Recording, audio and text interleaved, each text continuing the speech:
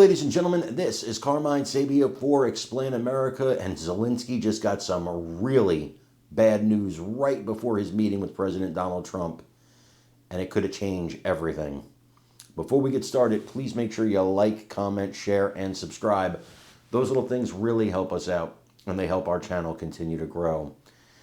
I'm crossing my fingers that this meeting with Zelensky and Trump goes well today, and you may know by the time you see this video, I'm crossing my fingers that this clown wears a suit into the White House. First of all, every day I do videos for you guys, and these studio lights are hot. They're very hot, and it is very hard to sit here for hours in front of hot studio lights in a shirt and tie and jacket and pants and the whole nine.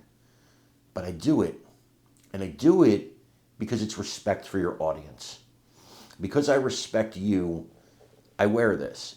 If I came on here in a t-shirt, it would be a sign of disrespect. If Zelensky walks into the White House for a meeting with the President of the United States in a t-shirt, he should be kicked out immediately. You're fighting for the life of your country, and now CNN, which, by the way, loves them some Zelensky, they had a poll on today, and it shows the Ukrainian people, they're not behind this war anymore, not even close. The numbers have plummeted. They want this to stop. This is their sons on the front lines, their daughters being slaughtered, while this guy walks around in a t-shirt and plays general. I want you to watch this and let me know what you think in the comments.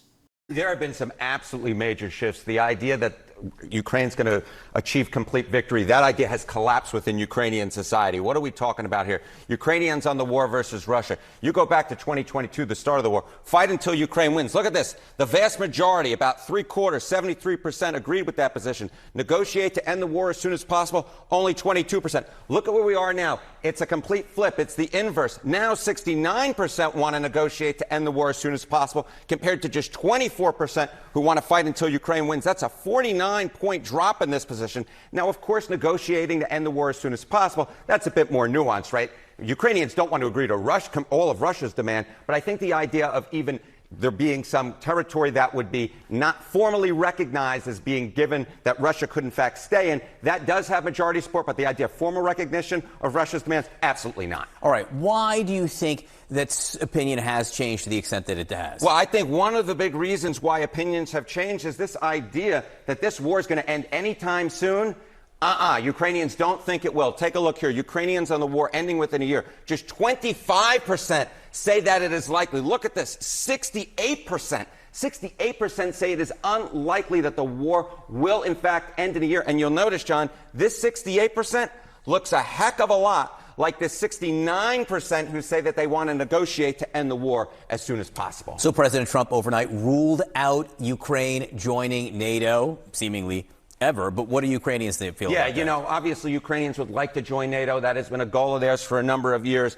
But the idea that that NATO admission will happen within 10 years, look at the collapse in this position. 2022, it was 64%. Now it is just half that level at 32%. So, again, this is one of the goals that, Ukrainians had since the beginning of the war. They no longer believe that it's achievable. Well, the idea that Russia is going to be forced out of all of that land that they're occupying, they don't necessarily believe that that is going to happen. So, again, I think this is one of the reasons why Ukrainians, they certainly don't want to accede to every Russian position, certainly not most of them, but the idea that they do want to negotiate an end to this war as soon as possible, that has now gone through the roof. Again, we're talking about 69%, which is such a big difference from where we were at the beginning of the war when it was just 22. Wanting to negotiate doesn't mean wanting to surrender. Correct. It means wanting to discuss, and not believing that they'll join NATO is different than wanting to join NATO. You got it. But you can very much see how Ukrainian thinking has changed over the last few years. Absolutely, John. Harriet, thank you. Thank you.